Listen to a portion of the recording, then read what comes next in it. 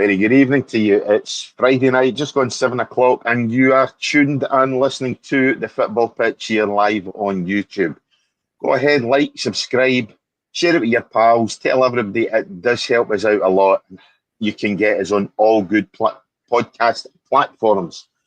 Tonight, we need to do an autopsy, and it is an autopsy on the slow death of Scottish football in Europe. Appalling results this week for all our clubs. We will take a look at that, and we're in the company of Colin Nelson from Cowdenbeath. I'll let Colin tell you who he is. First of all, Colin, good evening to you. How are we?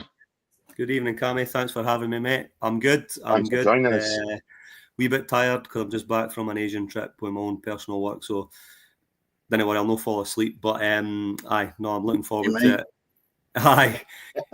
Looking forward to it. I'm Director of Football Operations at the football club. I know there's been various titles. We had a chat about that. But yeah, Director of Football Operations, that's my role at the club. Smashing. Well, we'll obviously come on to Cowdenbeath. We'll talk Lowland League. But it is a miss of me, or remiss of me, not to say good evening, Dennis. How are we? Good evening, Cammy. I'm fine, thank you. Good evening, Colin, as well. Yeah. Thanks, Dennis. You got over that week of Scottish football. What a freaking disaster it's been. We've only got an hour. So, you know how I like my rant. And I'll tell you what, both of them in the Lions Den in relation to standing back and having a rant. But I'll try and be mild about it now until the Old Firm game passes on Sunday. And then I can really let rip, because there is flaws in Scottish football. And it starts right with the big two. Embarrassing, to say the least. Scottish football don't get much credit.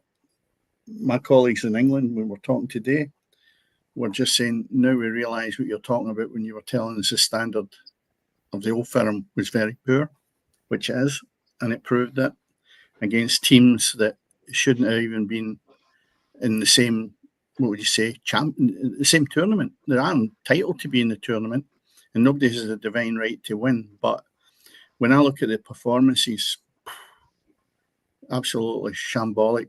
And second division clubs could have competed against the two teams that the Old Firm were playing against. It was that bad. You might say, oh no, that's nonsense. But if you look at second division clubs, if they were put in that arena, they would bust a gut the same as these other teams with the ambition of winning maybe £40 million.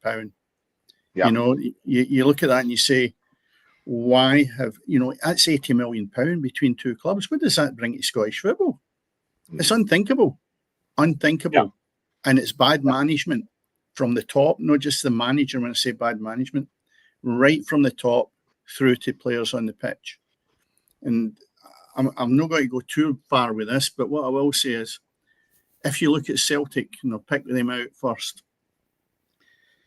you're finding that there's an angle here between the manager and the board and the supporters in relation to him not getting the money and the board not giving him money and the supporters wanting rid of the board. And when you look at that triangle there's an element where you say to in avenues like this, Brendan Rodgers has had money. He has had money. But the problem is, somewhere in that triangle, there's a guy that's actually allocating players to the manager, and he's taking them on board. Now, if you look at the Celtic game, there's two players on the bench. There's two players on the bench that are worth £20 million. Ingles and Adamida. £20 million. What contribution did they have in the first round, or the first tie at home and abroad? They come on in the 70th minute. Now, they're Brendan Rodgers guys. So you say to yourself, there's where the buck should stop. Now, who actually gave them the players, or did he think they were fit for purpose? Because that 20 million has contributed to nothing in the ties, which has lost them 40 million, and you've spent 20 million. So the board has given him money. It's the person who is actually sitting down with Brendan Rodgers and saying, I've got two good players, I've got a centre forward that'll do. Kyogo went. Brendan Rodgers thought that Adamida was going to do a job. Never in a million years was he going to do a job. Never. Now, I'm sure that half the supporters and Terracins would agree to that. Yet, he tried to persevere with him. Kyogo, because of his age, in a lot of ways, he wanted the money. Money is only as good as your next result in relation to, people keep saying, well, you get, I think it was maybe 10 million for him. Well, I don't accept that, because the bottom line is Celtic had every chance of progressing to that £40 million rather than take 10 and end up with nothing by keeping Kyogo.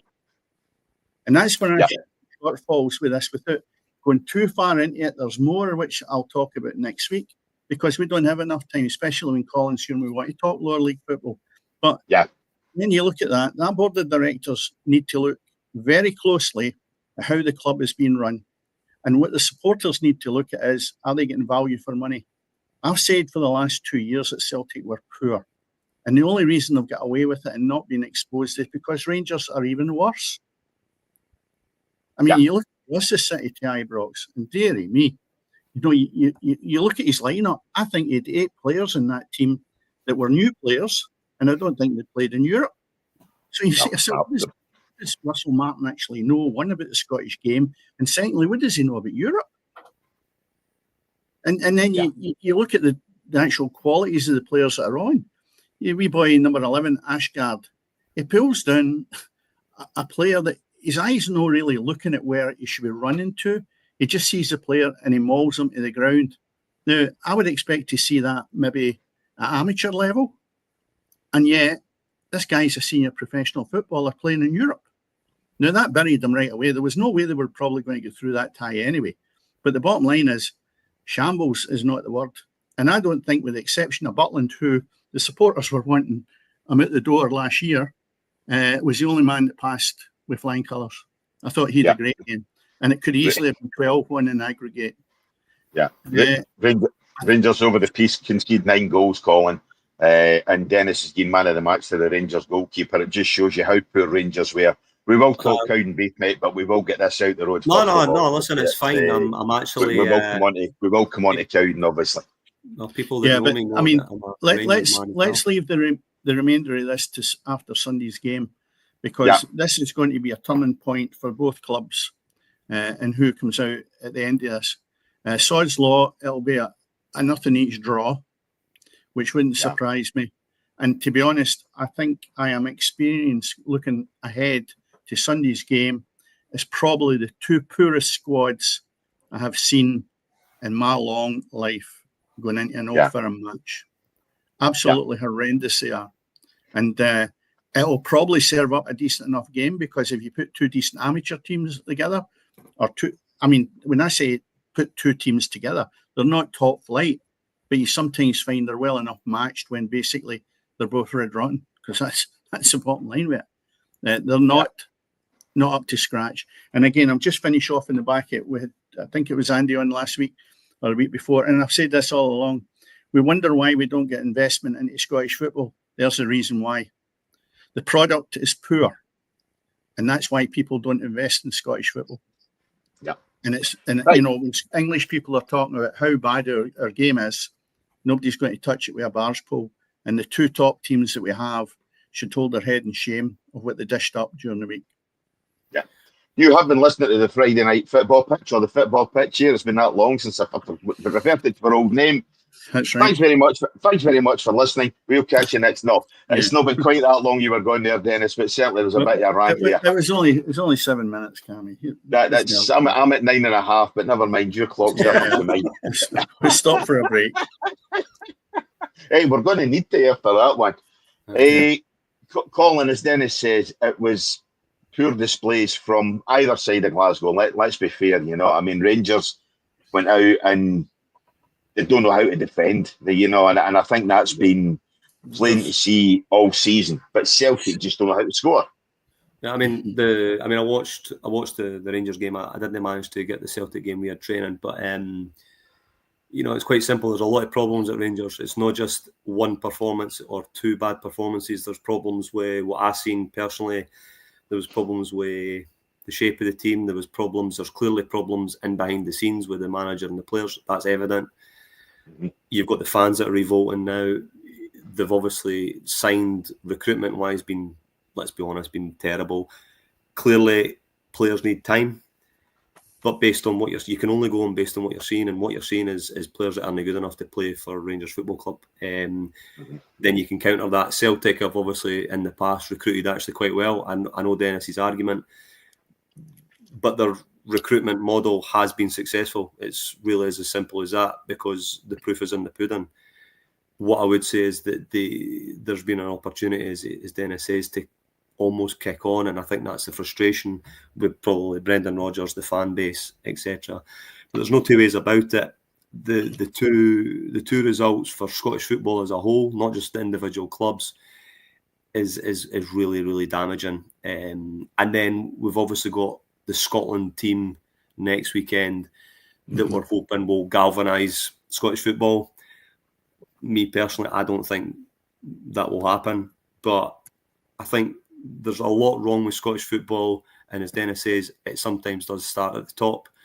And yeah, it's been a really bad week. Look, Hibs were probably the only one that you go, they gave it a right good go. I mean, they were underdogs in that tie. Fair play to them. David Gray's doing a good job, but the coefficient's taken an absolute pound, and I think I read that Cyprus is now above us. And look, a lot of good work has been done the last few years with both Celtic and Rangers, specifically Rangers, because look, they have managed to do better in Europe in terms of the coefficient point system, and a lot of that's getting undone. Who's to blame? There's many people, and as Dennis says, you can look at the SFA, you can look at Rangers management, the owners, Chelsea, Celtic owners, etc. But to not beat a team from Kazakhstan that are placed 311 in the FIFA rankings, and not beat them, the UEFA rankings, and not beat them over two games, not just one, because one-off games can happen. We've seen it. Red Imps beat Celtic, Progress beat Rangers. One-off games it can happen. But it's been really, really damaging, and look forward to Sunday to see how both teams react. I always think it's a good game of football, regardless of how poor the teams might be. But there's a real doom and gloom about the game. Both is unusual. But a couple of weeks' time, we'll not be talking about hopefully the Bruges game and all that. We'll be talking about how the league campaign's going for both teams and stuff. So, look, it's damaging, but as you know, football is a few results away from forgetting certain things. Yeah. Well, we sat here last year, just maybe about a month on from now last year, and Rangers and Celtic had been doing reasonably well in the European competitions. A lot of that's obviously down to the fact that the format changed, but Celtic got some results. Okay, a couple of stinkers. I think Borussia Dortmund 7-1 was not a great result, certainly in nobody's book. But we sat here so optimistic, I think, because of what Rangers and Celtic done in Europe last season, but this year we've had Aberdeen have been poor, there's no getting away for that. Dundee United, they went out of Europe undefeated, but they went out of Europe.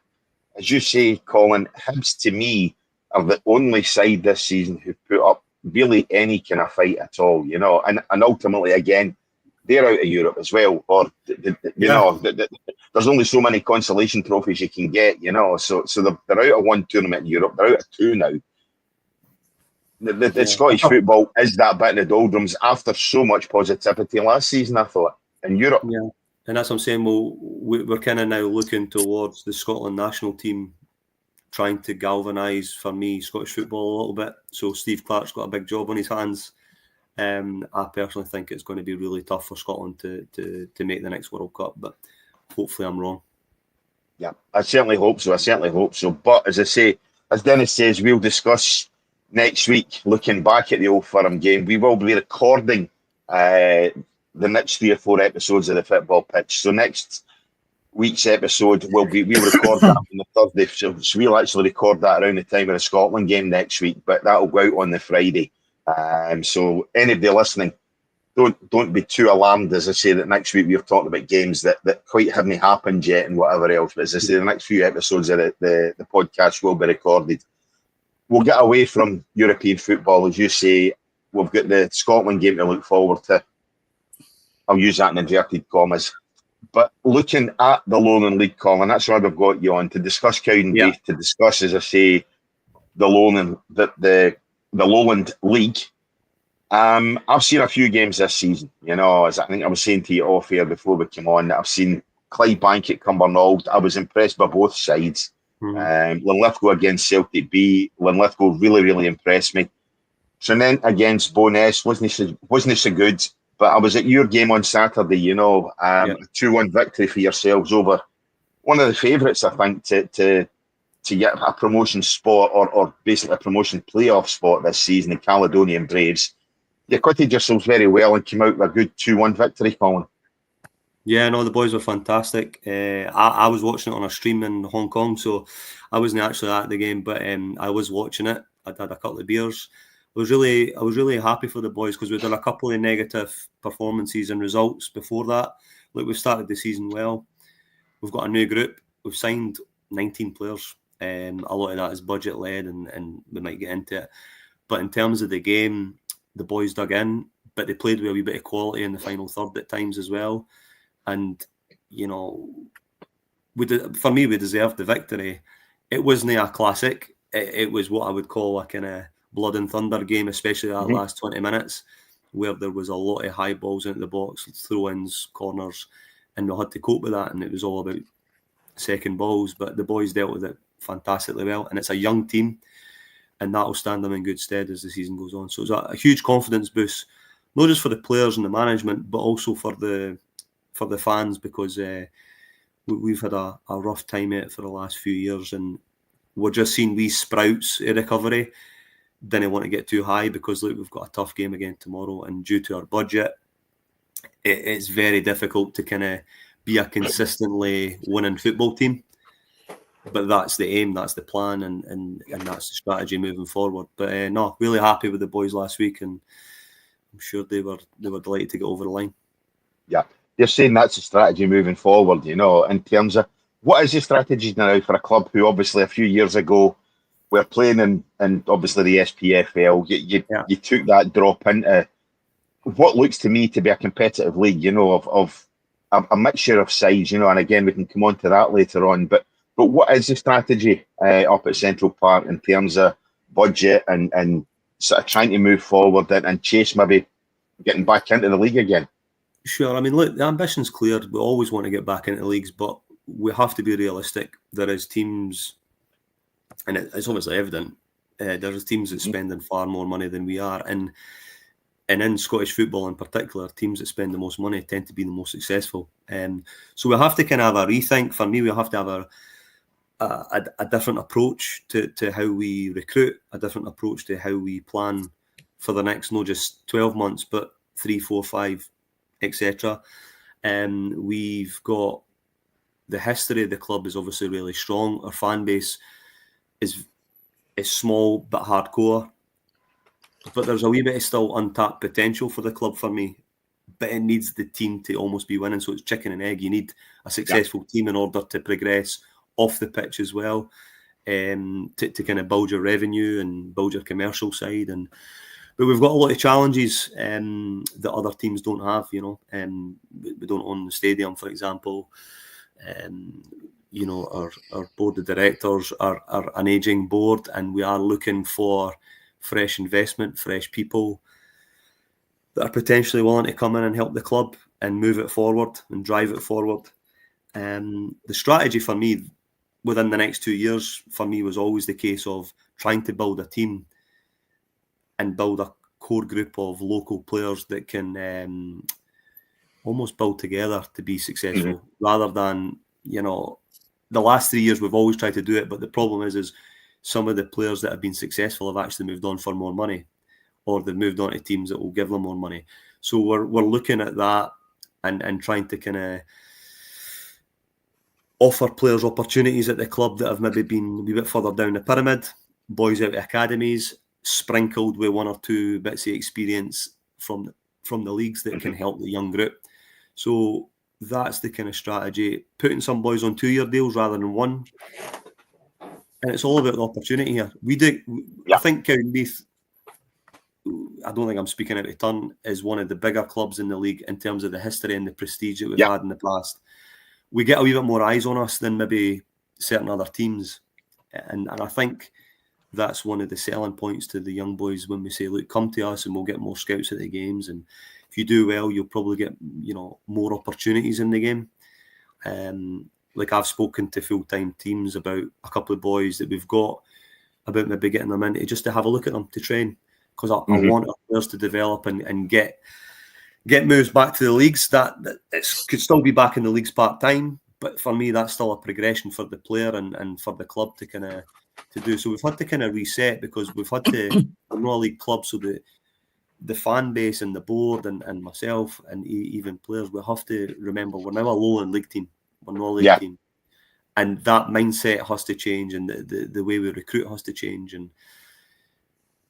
But that doesn't mean to say you don't want to be successful. So for me, I would like to see us try and challenge, be a top 6 team, which doesn't sound great because there isn't promotion places, unfortunately, in the Lowland League. No, which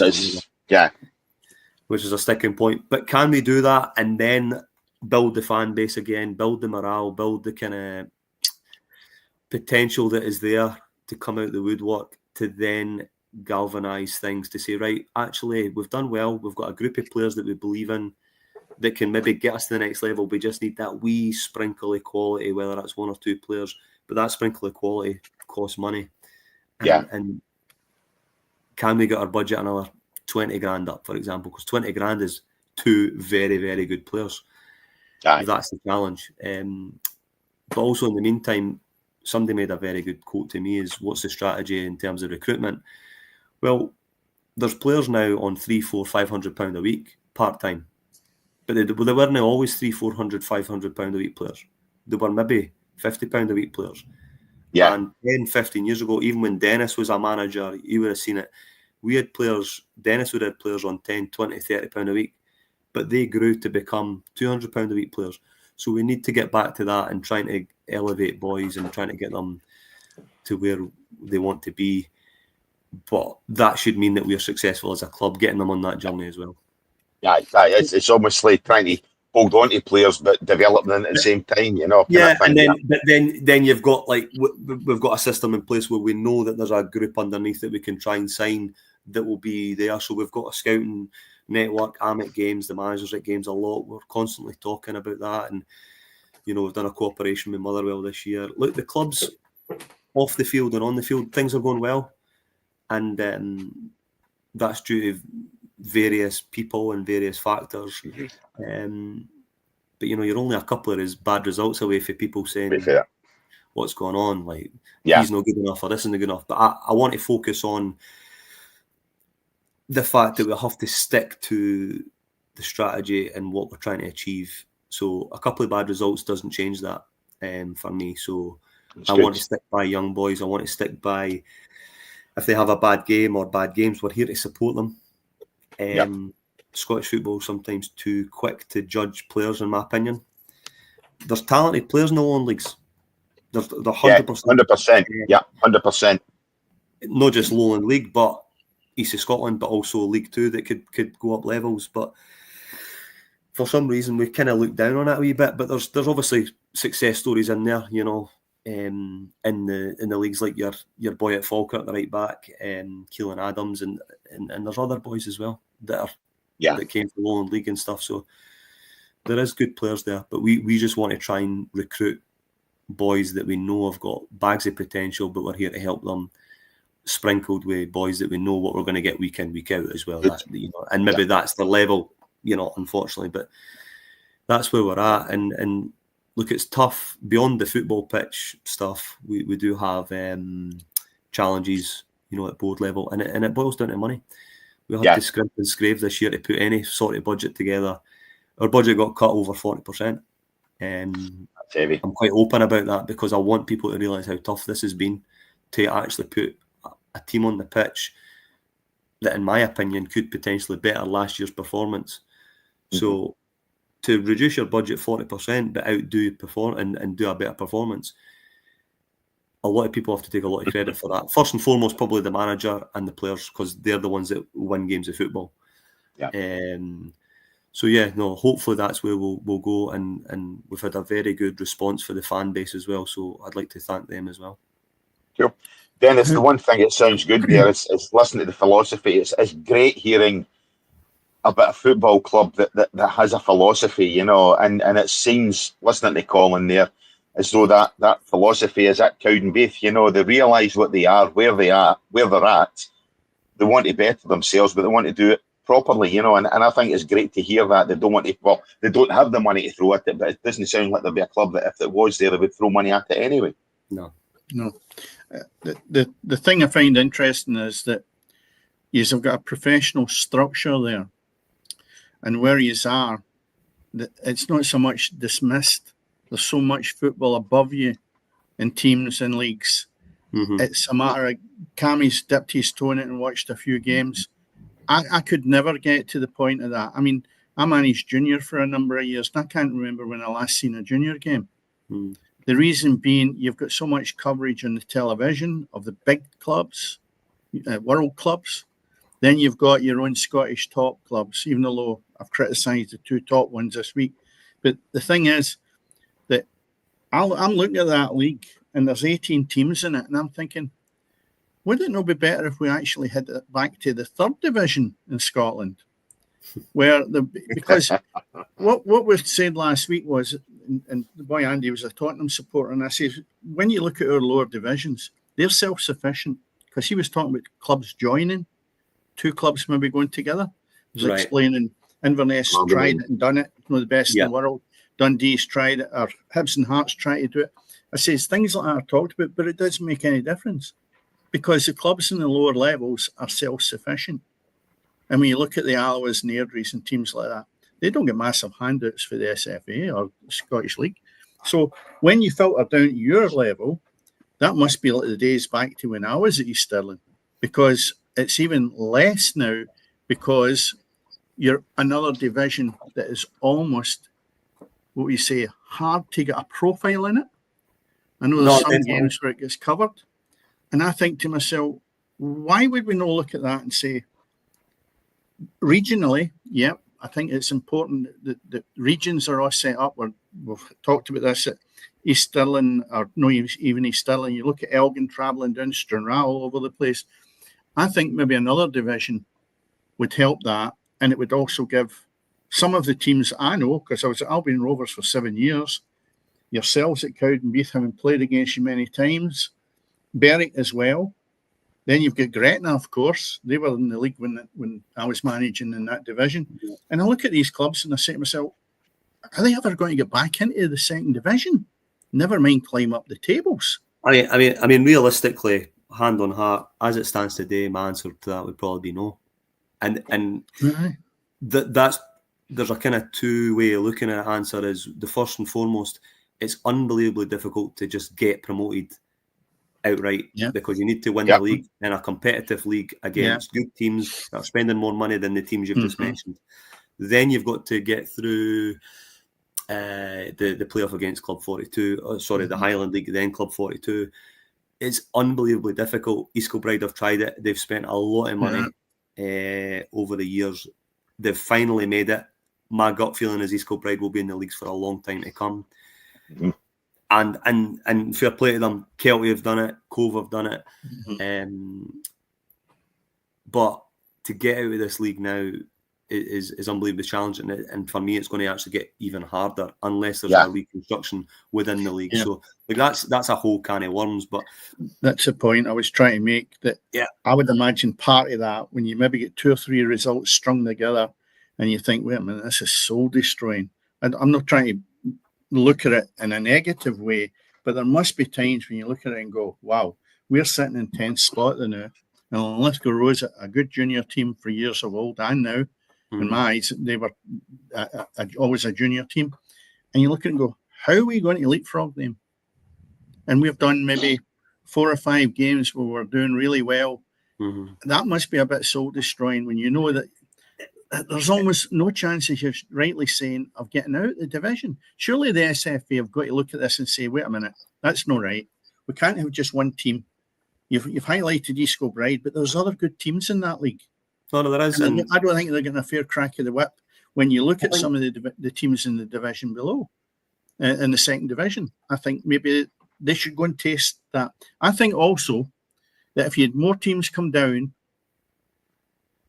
and fresher blood coming up, you would have a better league rather than that. Potentially, but again, it's that self-preservation. It's going to be difficult to get things over the line. But what I would say is that the Lowland League is the only league that I believe doesn't have like promotion places realistically, because even these Scotland leagues, you've got promotion for like top fours and things like that. West of Scotland, top threes, top fours, whatever it may be. And the Lowland League's the one where, as you quite rightly say, if we lose the next 2 games, as an example, realistically, our opportunity to win the league is gone. So what are we trying to achieve? As I said, our achievement is an internal achievement to build something, to then hopefully be a promotion-chasing team within the next 2 to 3 years. Maybe reconstruction's happening, blah, blah, blah. We know reconstruction's going to happen with the split East and West next year. Which I'm sure you wanted to maybe ask about, Cammy. And that's going to make promotion even more difficult. And it basically adds another game. It's got some strong points about it from the regionalisation point of view. But I kind of said to myself, as a fan of the club, first and foremost, how do I feel about this? I think you just got to accept that we're a Lowland League team. So what is success? Success is doing well in cups, seeing young boys progress, enjoying games again, and just trying to kind of enjoy your football, because realistically we're not going to be in the leagues unless there's reconstruction or there's an influx of money, or we get lucky, or we try and build something organically that can happen. Bonnyrigg Rose is probably a good example of how Cowdenbeath could potentially make it work. Bonnyrigg Rose were a good junior team, done well in the East of Scotland leagues. They built a team. And look, their budget wasn't huge. Robbie Horn done an unbelievable job there. And they probably... But at that time, the Lowland League was weaker. There's absolutely no doubt about it. The Lowland League now is way tougher. And that's the point I'm trying to make. That it's a good league in relation to the quality of teams that are in it. But it's not fair in relation to the opportunities to get into back to where you originated from, which is the second division. And just having a quick look at that there, with 18 teams, I don't see why our Scottish second division couldn't be taking the top 4 into that division. And you could possibly have playoffs and 3 or 4 going up each season. That wouldn't affect the way the game is run at the top level, like the Premiership down to the Championship. But I think it would make it really interesting if you took the top 4 just now and you threw them in to the second division. You're then left with 14 and 14. And the bottom 4, the bottom 2 come down and 2 have playoffs, and the same with the Lowland League. I think that would make the Lowland League more attractive, and I think people would probably put more money in it because they could see themselves getting into the second division. But if you look at some of the teams down the bottom, like I know you've got Celtic and you've got Hearts in there, but Stirling University and even Gretna at a point. Our company actually sponsor Gretna. We're shirt sponsors for them. Right. But, it doesn't take a rocket scientist to work out, even if a guy's getting £100 a week, what it's costing you to run a club. It's massive without the recognition. I think, and there's a real chance getting up if you've 4 spots to challenge in. I think it's really poor. And I think also our authorities just sort of talk about reconstruction, but they just toss people aside. They don't. I don't think there's any safety net there at all in relation to guaranteeing your future. Yeah, the biggest issue with the reconstruction for Lowland, like your proposal or any proposal, the biggest issue you've got is the Lowland League is unfunded. There is not a sponsor so we don't, if we finish 10th, 15th, 2nd, we don't get any money. Zero. That's the point I was making earlier. So if the teams that are, like you're saying, 4 up and down or 2 up and down, doesn't matter what you do, those teams coming down, aren't they going to be very happy to try and allow that to happen, because there's probably 7 or 8 teams, because they're going to lose 6 figures right away. But you've got to have progress. It's not about the teams. We have that in the Premier League, where it's a closed door and they don't want to alter it. And that's going to be the problem. I know that, but at the same time, Cammy, it's got to be for the better of the game. Know how the clubs feel about it, for self-preservation. It's tough, but I think I totally agree, and it's something that I think the pyramid should look essentially like the English pyramid system. It will allow a lot more progressive teams that might actually overtake a Cowdenbeath or an East Stirling, because there might be more money there. I'm not naive. I do know that could happen as well. However, I think for the sake of Scottish football and our club, to at least give you an opportunity, having playoffs, or like a top 3 or top 4 or even top 2 being able to get in, it gives you something to strive for. It gives you something. Whereas at the minute, if you're a Lowland League team with the resources that me, Berwick, East Stirling, Gretna, whomever resources have, you're realistically saying this is just about trying to build something, because realistically it's difficult to win a league and then get through the situations after winning the league. At the minute, Clydebank and Linlithgow are doing very well in the Lowland League. They're good teams, very, very good teams. They've got good resources behind them as well, on the pitch and off the pitch. But there's no guarantee that they would go up, so they might have to go again and spend more money. And are they? It's just a cycle that's very difficult to keep doing. I think it's unfair. I really do, and I think that people are not being applauded for the work they're doing in that division. I think they're actually being taken for granted, and it's like forgotten. They're almost forgotten. There's no injection of money. There's no what we say incentive to be busting a gut to get out of that division to get into the second division. I mean, days of old, you used to have junior teams would be offered to maybe try and go into the senior thing like a pyramid. Some of them didn't want it because they were earning more money as a junior club than they would going into the second division, or third it was at that time. But when I look at the teams and the quality of the teams that are in that Lowland League now, I just find it's dreadful that we're sitting there with 10 teams in the second division. It wouldn't hurt anyone to expand that to 14 and have the Lowland League with 14. And the bottom 4, as I've highlighted, would shuffle about to end up going down or going up. And I think that would generate more cash and more incentive for people to actually invest in the clubs. Absolutely. I think it would also generate interest for sponsors as well as fan base. It would generate interest for fan base. I know for a fact that if we were 6th, 7th, but we were still in with a shout of finishing 4th, our attendances would go up 50, 100 people, as would other clubs, by the way. So that's money that the club, and then you're reinvesting that back into the younger players and a youth system or whatever it may be. There's a kind of cycle there. But look, I hope something changes, but it's definitely not something that I'll be involved in. But I hope for the betterment of Scottish football, something happens soon. But we just have to kind of look after ourselves a little bit, and that's what I'm trying to do at the club and the board of directors and stuff. So Donald Finley's our owner, our chairman. Yeah. Do you play the sash before the games? No, he doesn't. No, no, he doesn't. No, we're he's a right. He's a very good chairman for the football club. He's very proud man. He, for example, last week when we won, I know that he went in the dressing room and shook every player's hand. Good. Just old school. Wants to win football games. Loves the club. But not just the chairman. There's other people behind the scenes. Trust me, that are giving their absolute life to this football club, and that's why I think just even winning games of football can mean so much to people like me and them, and other clubs like East Stirling and Berwick. Winning a game of football can bring so much joy when you put so much into it. You're giving up your hours, you're giving up finances, you're giving up, missing out on family time for certain things, and there's a lot of people like that all over Scottish football that don't get recognised. And that's what grassroots kind of Lowland League, East of Scotland League, that's what it's about for me. Yeah.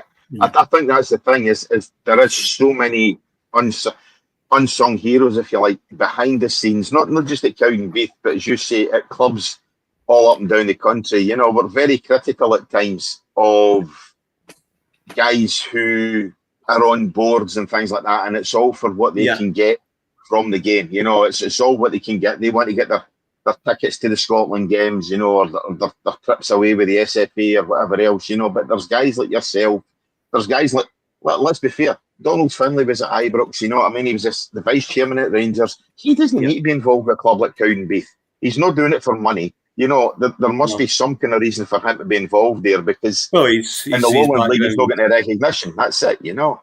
Yeah, no, his background was his father was a Cowdenbeath boy and stuff as well. So, look, there's, but as I said, there's an opportunity for the club to move forward, I feel, and it's going to have to move forward with, because in 10 years' time, chairman and the board aren't going to be there.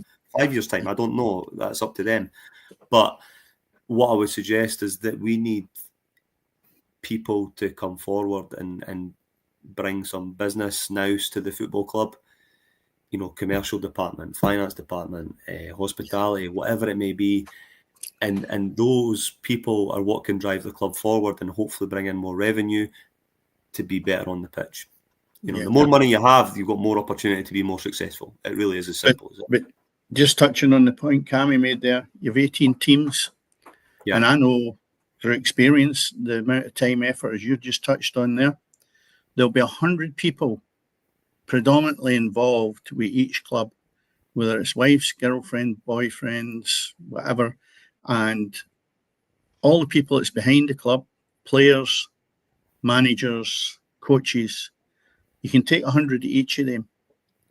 So you'll have about 2,000 people probably getting prepared for tomorrow's game with little recognition, just in the Lowland League alone. Never mind even junior and then you go. But if you take the Lowland League on its own, but at least 2,000 people getting prepared for tomorrow's game somewhere or another. And, you know, and again, that's sometimes where I think we're a bit in the doldrums. You know, you look at the money that was lost out, and I go back to right at the beginning, there's £40 million was lost with both of their clubs, you know. Now, if they got into the Champions League, which they should have done, I think somewhere along the lines of like 10 million should be getting drafted into the lower divisions to help people out, because people are committed. And the only way Scottish football will go is if the big guns actually help out. Now, they haven't achieved that, but I think for £10 million, if you're doing business properly, it's not a big chunk out of your 40 million that you would receive for getting into the Champions League. And again, that's something I think when you look at our national game, how are we going to move forward? That's one of the reasons we can move forward. £10 million filtering down through the system would bring in an awful lot of young players that we would not have to be going to the other side of the world to bring them in because they've got a foreign name and then, you know, they can't kick their backside. So there's things, just simple things like that, thinking off the top of my head, that would make a difference. But everybody needs to be together. And we're not. You look at the Lowland League, I'm going about it again, it's almost discarded with quality teams in there that have a history of over 100 years. And they're almost forgotten. And it's wrong. And it's wrong. Yeah. Was that all right again, Cammy? Almost there. That one only lasted about a minute and a half, so that was no bad. I didn't time that one. I mean, Dennis there is talking, see what he's talking, it actually does make a wee bit of sense, you know, and not just obviously in old-fashioned Russia, you know what I mean, where obviously you get the communist regime and that's filtering down and everything else, you know. But there's a lot of good players in that Lowland League. You talked obviously on a guy that's at Falkirk, you know, but even just now, you know, I've watched really, really good players in there. I've watched like the boy Stenhouse at Linlithgow, who I thought was outstanding. You know, you've got Nicky Little and Nicky Lowe at Clydebank. You know, you've got the boy Ocean at Clydebank as well, you know. There's a lot of quality players there. And all it needs is that wee bit more investment. Now, whether it's coming for a £10 million a handout or whatever else, you know, for the top, some money does need to trickle down into the lower realms of the pyramid system to allow these players to develop.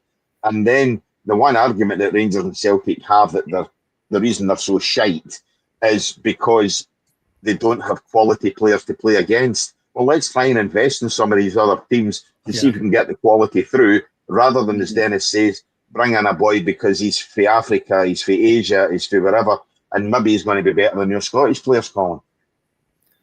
No, and I understand that, but I think, for example, we've got 2B teams in the league, and we did have 3 at one time. There's some talented players in both of those teams. Yeah. But as well as I do, talent isn't enough as a football player sometimes. You need a bit of luck, you need a manager to believe in you. You need to have consistency to your game, you need to develop better. It is really tough. But like Celtic B as an example, very few of those players have went on to play for Celtic consistently. So they end up maybe dropping down once they either get released, or they're dropping down to certain levels of the game, whether that be an Arbroath or a Clyde, or it doesn't matter. But it's very, very difficult due to the pressures that some of the teams in the Premier League are under to keep promote. Like, they can't promote 3, 4, 5 boys from their youth teams. There's just too much pressure on the managers, too much money at stake for them. So unless it's a Lennon Miller, which is an example of somebody that's almost like an elite youth player coming through, Scotland needs to get better at finding probably more elite youth footballers, because at the minute I still think that the young boys aren't elite enough to kind of break into their teams, and that's proven. But maybe they do need opportunities. Maybe we need to kind of strip back certain things at clubs that makes it easier for clubs to play boys more, so there's less pressure, like a bigger league. I don't know. As I said, these are things that you can talk about all day. But again, if you're going to put in a senior club, Celtic and Hearts, right? Some of these young kids will just be jersey fillers. And in a lot of ways, there is part of development, but a lot of them are never going to make it. We see this all the time. They turn up and, well, what we're going to do with them? We need them to get game time. Okay, tell you what, we'll put them in the Lowland League. Well, that's short change in the Lowland League. What I would do with that is if you want to put your team in there and you're at the Premier League, you've got to contribute to the Lowland League. So again, it's scratching each other's back. If you want your team to go and play in the Lowland League and you're from the Scottish Premier League, you should be injecting cash into that division to help it along, because you're getting you're reaping the benefit out of that big time, because your young players would not get a game anywhere else, because reserves and everything, whatever else, youth games have gone by the way. So they're getting an opportunity, and I think you should be made to put something back into the game in that. Well, whereas this year, if Celtic win that league, where's the rest of the teams left? I think that's wrong as well. But again, it's just a thought of how you can get some cash invested into that division. Cash is king, but what I would say is that this year they have kind of generated this cooperation system this season, which some clubs are utilising. I know Rangers have got 3. I think they've got Wraith Rovers, Alloa, and someone else. So from a personal experience, we've done a cooperation with Motherwell, and I can hand on heart say Motherwell, all the teams that I've dealt with Premier League wise, are one of the best, if not the best, in terms of checking in on their young boys, how they're getting on, asking for films, clipping them, doing the best thing for the player. I can give you some personal stories, but I won't. But I know that they've always got their young players' best interests at heart. I know that for a fact through conversations. So we've took 2 young boys this year, part of the cooperation agreement. The part of the cooperation agreements is that the players can come to us, learn, develop. We don't actually have to pay contributions, which we actually do previously to whatever club it is. So there's less. So that's the clubs basically taking a hit financially, the Premier League clubs. There's less scope. They're not confined to the transfer windows, which means that if things aren't working out for us or the player, or they get injured, we can say, look, actually, this boy that we actually like as well, we'll sub him in for that. Or if the boy's doing really well and he needs to go back to the first team, great, happy days. But Motherwell have been excellent, and I think there's other teams, Kilmarnock, so many other teams that are doing well with their youth systems, to be fair to them. And Motherwell's obviously the prime example with Lennon Miller. With Lennon Miller, yeah. Kilmarnock's probably a prime example with the boys like Ben Brannan and the boy in the middle of the pitch, David Watson, people like that. So sometimes it can work and it can work well, and I'm really fortunate that I've got a great relationship with Motherwell. But other clubs like Dundee, for us clubs to kind of try and work together to develop also their players, and it helps us as well. So look, that's probably a positive for me for Scottish football, what's going on. But it's still at the early stages, so let's see. Motherwell's always been good. I mean, you're going back 90s, and I was at Cumbernauld managing, and I'd Lee McCullough farmed it. Right. He was farmed out. Greg Denham was farmed out, who you probably before your time, but he went on. And I know Greg because we've got his son. His son's his son, right? Okay, yeah, good. His son's our captain. Greg done well, but injury probably stopped him getting to the highest levels. Big lad called Roy Sendo. He played with Motherwell, and a few others. There was probably about half a dozen. And in that era, it was started with Tommy McLean and then went to Alec McLeish. And they were, I mean, there was players I had to actually refuse taking. One of them was, it doesn't matter because it'd be wrong to say who it was and think you didn't even want to make junior. But the thing was, we had covered in certain areas, and they went on and played international football. And as youngsters, Alec McLeish had offered me them. But I didn't want our player who was decent at junior to be maybe thinking, I'm getting left out. And when he gets called up, I'm stuck. So I always had that to balance it. But Motherwell were very, very good at allowing players to come out. Yeah. And obviously that's, what's that, 30 odd years now. They're still continuing to look at investment with players being farmed out. I'll use the word farmed out. You use a different word, obviously, nowadays. Yeah, but I mean, in terms of the one thing I was going to go back to the Lowland League, there's 18 teams in it. And one of the selling points when we speak to kind of young players that need to come to us, whether that's on loan or whether it's they've just dropped out the academy, is the different challenges that they'll get.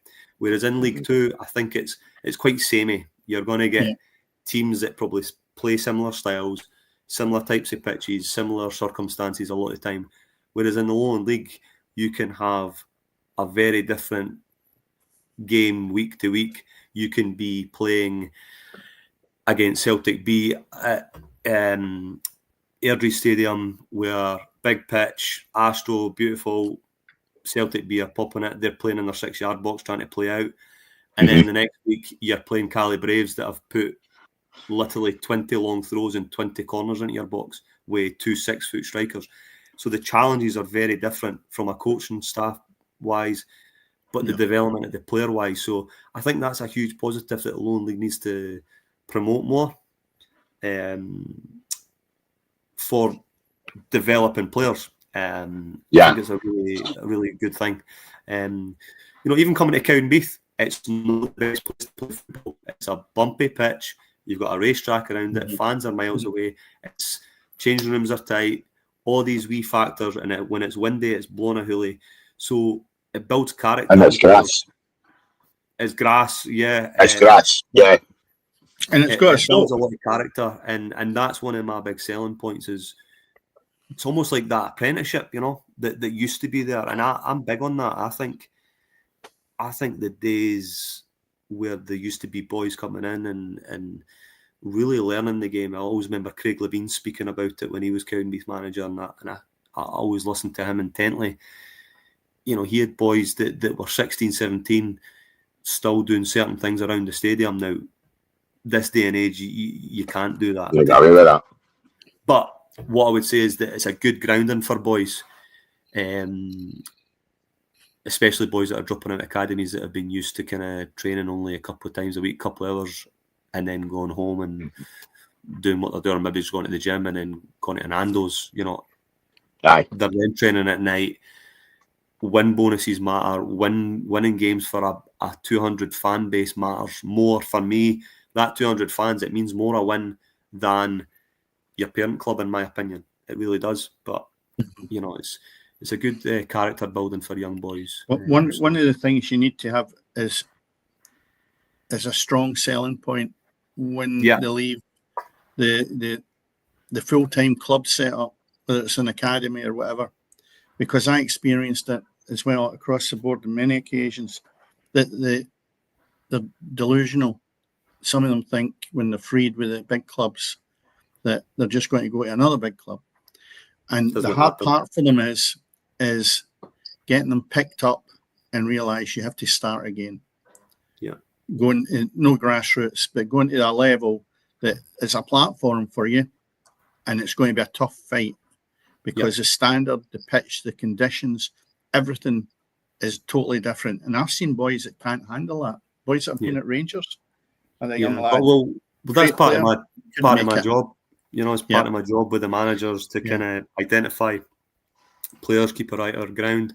But give you one example, there is a player in our squad that could have signed probably for a full-time team, but he deep down knew that he was going to be a 19/reserve player and maybe get the odd first team off the bench appearance.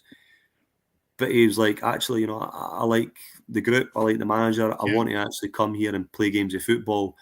And honestly, see, hearing that, it's actually quite rare. It's really that's rare. Right. But it's good because you have a better chance with them than the guys that think, well, I've been binned with just say the old firm. And I thought I'd arrived. But that's the good part where, you know, you've got somebody that's going to do a job for you if they want to play football every week. That's the important part. Yeah, and I think, so somebody like that, for example, we will support him and we will try and do everything we can to develop him because he's made that sacrifice. He's made that, in our opinion, the right decision. And as a club, and I'm sure other clubs are the same, they want to kind of see boys develop. And so you mentioned like what's our selling point, for example.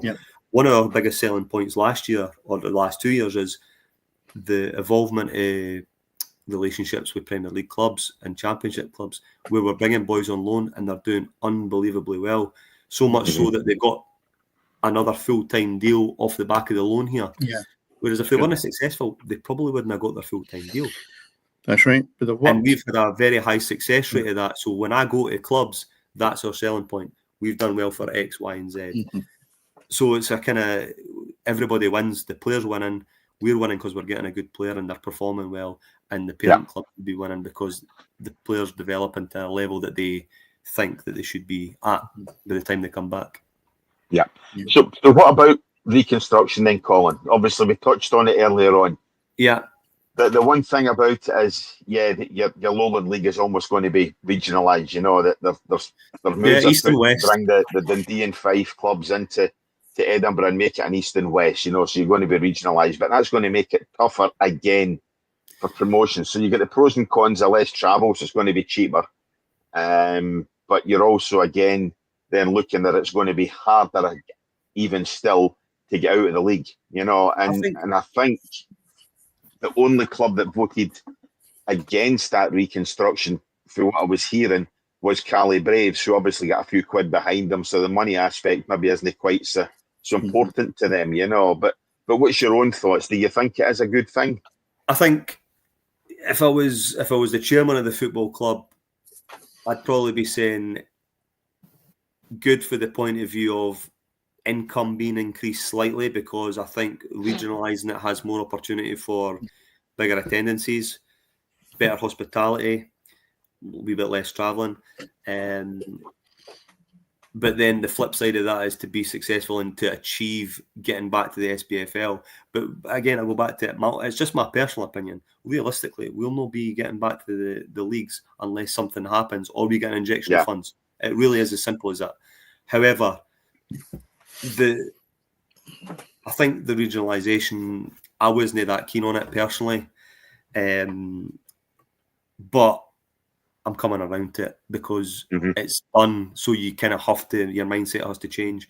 I think I'm looking forward to it a little bit to kind of see how it evolves and develops. But having two leagues almost as one league but split, that then you can maybe, it doesn't sit right with me. It doesn't make sense for me. But in terms of the fan base, I think the fans will like it because they'll be we could be playing a local derby against a Hillabeth Hawthorn, or be playing Brecon again, or be playing, you know, a couple of teams that we've never played, like Dundee North End, if they come into it, and Musselburgh, and well-supported clubs. Whereas, with all due respect to some Lowland League clubs, they do not have a fan base. I mean, I've got to call a spade here. Yeah, a spade. I'll say that because I saw that on Saturday. Cali Braves had 2 men, and in fact, there literally was 2 dogs in the stand, by the way. But I mean, Cali Braves had virtually brought along 2 men and a dog. That was it. They're a club that are doing things differently. They're a club that are clearly doing a completely different thing in Scottish football. Yeah. So I'm actually talking even about some other clubs as well. But it's not a criticism, and I'm just calling it as it is. So for me, we played Bonnyrigg and they brought well over 100 fans. So if we can have home games with teams that bring 100 fans, it's no rocket science. Our revenue goes up, and it will go up for other teams as well. So hopefully that could build the product a wee bit better within that individual league. But again, it's still early days, and I'm so focused on this season, it's quite hard to think about next season. But in my role, I've got to, my recruitment changes as well. I've got to recruit, and it's always been the case, I always want to recruit local Fife-based players. That's not always possible. So we actually had almost 7 or 8 Glasgow-based players the last couple of years. Right. This year, we've only got the 2 boys from Motherwell who are in on loan. So we've recruited from an Edinburgh and Lothians-based area because of what is happening with the kind of reconstruction. And to be honest, I think we're doing the right thing. And other teams will have already been doing that anyway. But we've historically always kind of recruited some boys from the West. But that's obviously probably going to change. Yeah. And where do they're new to me because I've never seen Caledonian Braves play. Sure. I know they've been around pretty well. Where is their pitch? So they played, the Strathclyde Park just at the big roundabout to the left. It's basically a all-weather pitch with fencing around it. It's not the easiest place to kind of play football, but they'll use that to their advantage. But again, I'm not going to knock Cali Braves. They're doing something different, and they've been successful doing it in terms of their revenue streams that they've been building, the club profile been building. But it's a very difficult place to go play football. So if they've not done an actual stadium, is it a public stadium? I think it's a council-owned kind of pitch. That's basically it's almost like it's actually quite similar to like our training facility, but obviously they've maybe got a really nice dressing rooms and things like that. Yeah. But I might be wrong, but I think it's council-owned. I might be wrong though. I don't know. Yeah. I mean, they used to be Edgy Sport Academy. They were for a number of years, obviously, before the advent of the Lowland League, So that's what they were. Yeah. Now, obviously, they are, as we say, they're Caledonian Braves. They're playing in that. Well, obviously, the Lowland League. That's blatantly obvious. It's Alliance Park they're playing at. They've got 500 seats capacity. Yeah. So it's not just a public park. It's got a decent facility. But yeah, we discussed that a couple of weeks ago, Cammy, I think, of what they were originally. And I think, did they not bring French lads over here originally, if I recall? I think it was like they imported quite a lot of young guys that were French. And they tried to build the owner had a kind of tie-up or had things where he was bringing some French boys over. And I'm sure Colin Cameron, our ex-manager, was involved and stuff. So, but look, that's one thing that's different about the Lowland League. And then you've got teams, as you quite rightly said, Dennis, that are proper good old school junior teams like your Bowness, Linlithgow, that are very well supported, well run, good football teams with a bit of history from the junior days that are being successful in the Lowland League. And I think they've got plans to obviously progress themselves. Yeah. And then you've got B teams, and then you've got you've only got Stirling University now. You used to have 2 university teams. So, it's a very unique league, compared to the whole. I'm just going through it. I've either played against them or managed against 12 of them. Right. So, I've known the history of the bulk of them, and it's refreshing to see it. I just wish that I go back over it again. They could get a fairer crack of the whip. and getting up and into the next division. Yeah. But time will tell whether that happens or not. I think if we get turkeys to vote for Christmas, and if we had, rule makers or administrators or whatever else who had the betterment of the game as a whole at heart, rather than looking after the interests of individual football clubs, and I think that's something that would definitely be better, in terms, obviously, we could look at annex. Christ, we're talking about, last week we're talking about amalgamating clubs, this week we're talking about expansion, so we want to make our minds up whether we want bigger leagues or smaller leagues, but at the end of the day, I think if we could get a better tie-up within our pyramid, the way they have, I've had a hell of a lot of criticism this week for comparing our game to England last week, Dennis, but if we could get a better comparison with likes of the National League down south, where you have a much better merger, if you like, for the top two. You've basically got more opportunity. You've just got more opportunity. That's the key word, is opportunity and progression and opportunities to grow as a club, as a fan base, investment, blah, blah, blah, blah. So, look, it's a challenging one, but as you say, it's turkeys voting for Christmas sometimes, isn't it? So yeah, and that's what you're not going to get, unfortunately. But still, it is what it is, I'm afraid, and that's what it is. It's been a different show tonight. It definitely has been a slightly different podcast. It's been great hearing the views for what's happening down the pyramid. We have said we're going to look at grassroots. We're going to try and look up and down the country. Yeah. And this week we have done. We've looked at the Lowland League. We've talked, obviously, Cowdenbeath. Dennis, I've said to you before, I've made no secret of the fact of how much I'd fallen out of love with football. But I've thoroughly enjoyed the last few weeks of going to watch games in the Lowland League, where 1 week you're sitting in Broadwood, where it's still cold and windy, and then you could be standing at the side at Central Park, the next. And I've thoroughly enjoyed what I've seen in the Lowland League. And I think there's so much opportunity there for things to progress and things to get better. There's a lot of passion. Yeah. I might, whenever Gretna's playing Cowdenbeath, I might try and dip my toe in the water with that one. Dennis, I'll invite you along, mate. Just give me a shout, and I'll need to go to the Gretna camp because we sponsor their jerseys. So that's fine. You can pay for your ticket then. I'm only joking. But either way, I appreciate it. I do appreciate it. Thanks for having me on. Yeah. Listen, Colin, it's been a pleasure. I'm really, really glad. And thanks. So I've still not got the guy's name, but thanks so much to the guy that runs your social media stuff. For obviously putting in touch.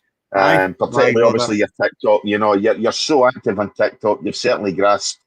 For a club that you say an ownership who are aging. Certainly you guys have grasped for the social media with TikTok and everything else. So.